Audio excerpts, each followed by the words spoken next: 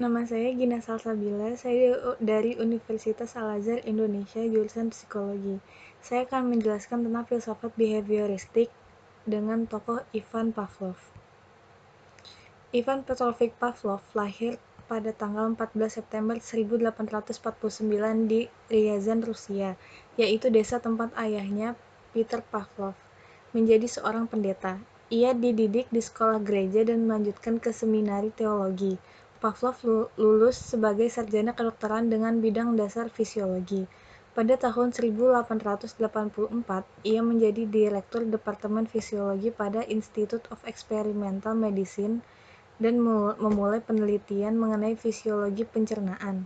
Ivan Pavlov meraih penghargaan Nobel pada bidang fisiologi or medicine tahun 1904.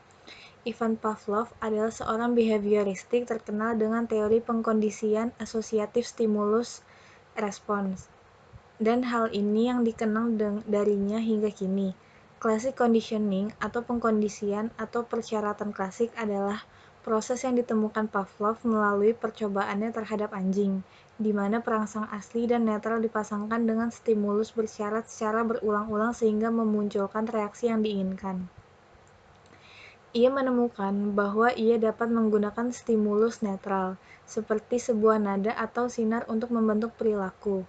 Eksperimen-eksperimen yang dilakukan Pavlov dan ahli lain tampaknya sangat terpengaruh pandangan behaviorisme, di mana gejala-gejala kejiwaan seseorang dilihat dari perilakunya, bertitik tolak dari asumsinya bahwa dengan menggunakan rangsangan-rangsangan tertentu, perilaku manusia dapat berubah sesuai dengan apa yang diinginkan.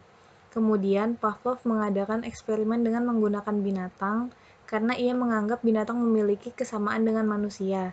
Namun demikian, dengan segala kelebihannya, secara hakiki manusia berbeda dengan binatang. Pavlov mengemukakan 4 peristiwa eksperimental dalam proses akuisisi dan penghapusan sebagai berikut.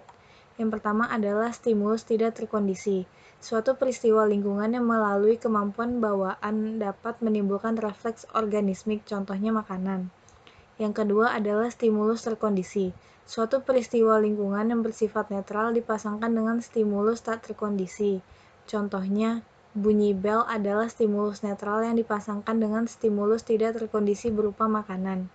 Yang ketiga adalah respon tidak terkondisi, refleks alami yang ditimbulkan secara otonom atau dengan sendirinya. Contohnya adalah dengan mengeluarkan air liur.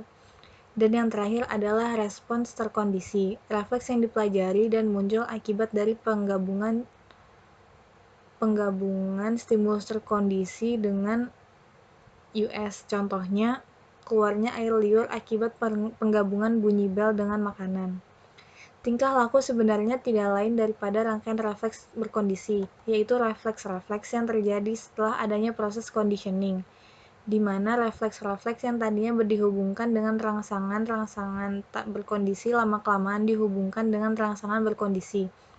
Gerakan-gerakan refleks itu dapat dipelajari, dapat berubah karena mendapat latihan, sehingga dengan demikian dapat dibedakan dua macam refleks, yaitu refleks wajar keluar air liur ketika melihat makanan yang lezat, dan refleks bersyarat atau refleks yang dipelajari keluar air liur karena menerima atau bereaksi terhadap suara bunyi tertentu. Penerapannya dalam kehidupan sehari-hari adalah penganut teori ini mengatakan bahwa segala tingkah laku manusia juga tidak lain adalah hasil daripada conditioning, yaitu hasil daripada latihan-latihan atau kebiasaan mereaksi terhadap syarat atau perangsang tertentu yang dialaminya dalam kehidupannya. Proses belajar yang digambarkan seperti itu menurut Pavlov terdiri atas pembentukan asosiasi antara stimulus dan respon reflektif. Watson menggunakan teori classical conditioning untuk semuanya yang bertalian dengan pembelajaran. Pada umumnya, ahli psikologi mendukung proses mekanistik. Maksudnya, kejadian lingkungan secara otomatis akan menghasilkan tanggapan. Hal-hal yang harus diperhatikan dalam menerapkan teori belajar menurut Pavlov adalah ciri-ciri kuat yang mendasar, yaitu yang pertama, mementingkan pengaruh lingkungan, mementingkan bagian-bagian, mementingkan peranan reaksi, mengutamakan mekanisme terbentuknya hasil belajar melalui prosedur stimulus respon, mementingkan peranan kemampuan yang sudah terbentuk sebelumnya, mementingkan pembentukan kebiasaan melalui latihan dan pengulangan, dan yang terakhir adalah hasil belajar yang dicapai adalah munculnya perilaku yang diinginkan. Metode Pavlov ini sangat cocok untuk perolehan kemampuan yang kebutuhan praktek dan pembiasan yang mengandung unsur-unsur seperti kecepatan, spontanitas, kelenturan, refleks, daya tahan, dan sebagainya. Contohnya, percakapan bahasa asing, mengetik, menari, menggunakan komputer, berenang, olahraga, dan sebagainya.